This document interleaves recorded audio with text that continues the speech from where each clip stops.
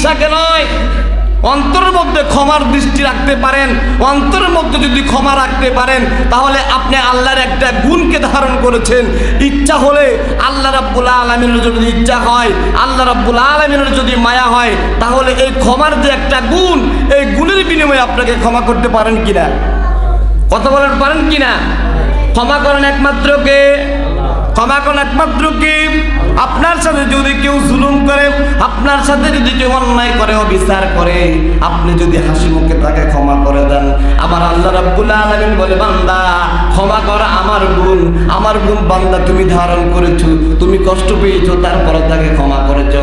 ওর বান্দা, আমার গুণটা যেহেতু তোমার অন্তরে পাওয়া গেল, আমার গুণটা যেহেতু তোমার আমলনামায় পাওয়া গেল, আমি আল্লাহ রাব্বুল আলামিন ওয়াদা করলাম, আমি আল্লাহ রাব্বুল আলামিন তোকে ক্ষমা করে দিয়েছি। কন্যা সুবহানাল্লাহ।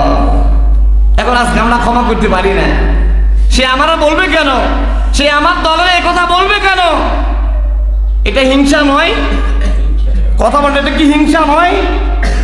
হিংসা করা যাবে না, কোনো প্রকার হিংসা করা যাবে না। এই জন্য আল্লাহ রাব্বুল আলামিন